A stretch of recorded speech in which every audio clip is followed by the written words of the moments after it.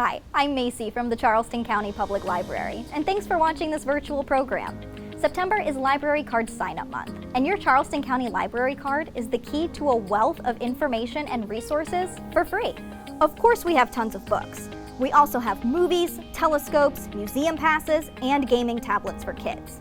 And your library card gives you access to tons of digital content, like ebooks, audiobooks, music, and magazine subscriptions, plus access to databases for professional development, learning a new language, and genealogy research.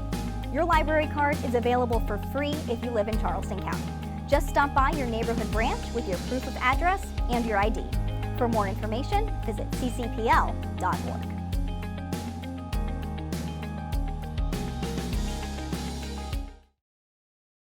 Ahoy there, mateys! Welcome to Goosebumps Gore. My name is Mary, and I'm at the Wando Mount Pleasant Library, and today we are reading Attack of the Jack by R.L. Stine. In this book, the two main characters, Sean and Violet, a brother and sister, go to live with their scary uncle, Admiral Jim, in a lighthouse off the coast. There's something not quite right about this lighthouse. For one thing, there's a talking cat, and for another thing, it might be haunted. Now, if you and your brother were living with your scary Uncle Jim in an abandoned lighthouse, and he told you there's one room you can never go in, would you go in? I'd like to read a super spooky passage from this book, where Sean and Violet are talking with their Uncle Jim. "Poor Danny Lubbins," Uncle Jim said, rubbing his jaw, his expression suddenly serious. "It's Danny's story, and as I said, it's not a happy one. Lost at sea, Danny was, one of the best and most loyal sailors I ever met. But the Spanish Eagle went down against some rocks, and Danny was lucky to be hurled onto a raft even though it was only the size of a closet door. And there he was, tossed by the waves, bobbing away from the wreckage of the great old ship." Uncle Jim shut his eyes as if picturing the shipwreck. He took a sip from his mug. Behind him the wind rattled the window. Danny huddled with his eyes shut as the rain came down and the waves pitched him this way and that. He knew he didn't have much of a chance on that tiny raft. After a day of tossing in the storm, the clouds parted and the sun came out. Danny opened his eyes, and what do you know? He saw that he wasn't alone. Jim pointed a finger at the sleeping cat in the next room. That cat was riding the waves with him.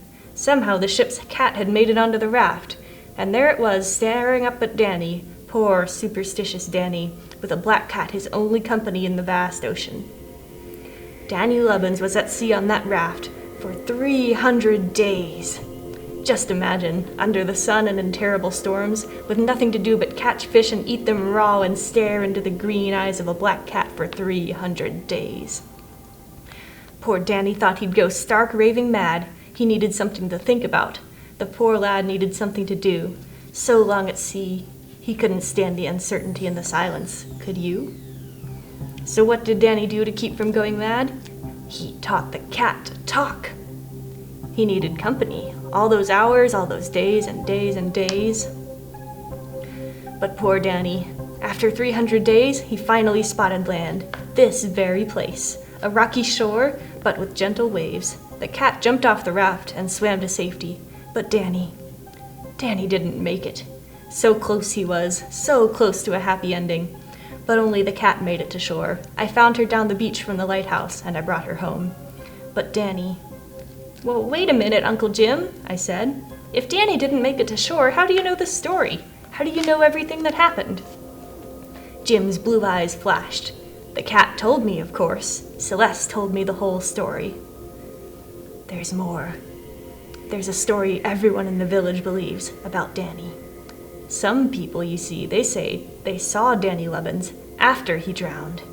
They say he came to shore as a ghost. They believe we haven't seen the last of Danny Lubbins. They think Danny is going to return because he wants his cat back. They think he will come back here, an angry ghost, and take back what is his." Sean and I didn't have time to react. Just as Uncle Jim said those words, the back door swung open.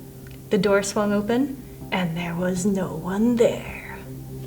Dun, dun, dun. Sean and Violet are going to have to face down an evil crew of pirates, and they're going to have to deal with all sorts of terrifying things like tarantulas, sharks, or maybe even drowning. Ooh, they have to get back evil Captain Jack's canary from a place called Clam Island.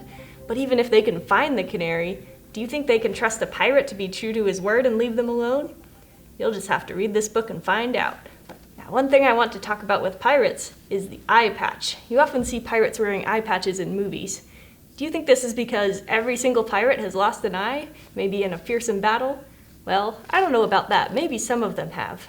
But there's actually a scientific reason for them to wear an eye patch like this. Now picture a pirate ship out on the high seas. It's bright and sunny overhead, and down below the decks, it's very dark because they don't have enough oil for their lanterns probably. Now your captain says to you, "Ahoy there! Get down below decks and load the cannons." Have you ever gone from somewhere really bright and sunny into a dark building? Can you see very well? Probably not. That's because it takes your eyes at least 25 minutes to adjust from light to darkness.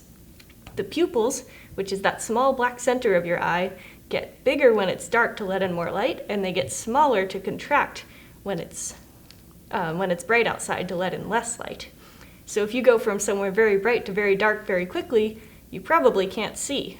But what if one of your eyes was already adjusted to the darkness? You could take your eye patch off and switch it to the other eye and look with your good eye, and you'll be able to see everything you need to see. So that is why pirates wear eye patches. You can try it for yourself sometime. Wear an eye patch or keep one eye covered while you go outside in the sun, and then see if you can get to a dark building or maybe a dark bathroom or a dark closet, and then uncover your covered eye and see if you can see a little bit better. So that is why pirates wear eye patches. And we have one more thing to do with eyeballs today. We're going to be eating them! To make edible eyeballs, we're going to need either some plain donut holes or cake pops if you have time to make cake pops. I only had time to buy some donut holes. I also have, this is melted white chocolate. You can take white chocolate chips and melt them in the microwave for about 30 seconds, stir them, and then do increments of 5 or 10 seconds while you keep stirring until it's nice and liquidy. And then this here is some icing that I mixed up very quickly. All I had was some confectioner's sugar or powdered sugar, same thing, a little bit of green food coloring, and some water, milk, lemon juice, whatever liquid you want to put in here. You want to get it pretty thick, about this consistency, so that it's not too runny. And if you do get it too runny, just add a little more sugar until it's where you want it. You also need some skewers, and you need either a black variant of the icing, or I just bought some black decorating gel. All right, ready to get started? First thing we do is we take a skewer and we find a nice round donut hole, put it on your skewer, and we're gonna dip it in the white chocolate. You may need a spoon to help you drizzle it on top. You just want to get it nice and coated. All right, that looks pretty good to me. I have a fairly smooth, completely covered donut hole. Now you need to let this dry and harden up by letting it just sit somewhere cool, like the refrigerator or the countertop, and it's great if you can find a way to prop it up so that there's no flat spots when you put it down, because eyeballs are perfectly round and smooth. But I actually have some that have been chilled overnight, and so I'm going to switch to these to demonstrate the next steps. So you're going to keep it on your skewer, and you'll just take your green icing and use a spoon or even your finger to just make a pretty little iris. The iris is the colored part of your eye. And you can see because my icing is so thick it's not running anywhere, but it's still runny enough to just get kind of smooth. And lastly, you'll take your black icing or decorating gel and make the center of the eye. Remember what it's called? The pupil. Just a nice round little dot. And that's really all there is to it. If you want to get a little bit gross, you can take some red food coloring and dip your skewer in it to make veins around the edge. I'll show you how I did that on this one. You do have to make sure you don't touch it for a few minutes to let it set up into the chocolate because it doesn't stick very well, but I think that it looks extra gross and extra scary. So here's your snack ready for Halloween.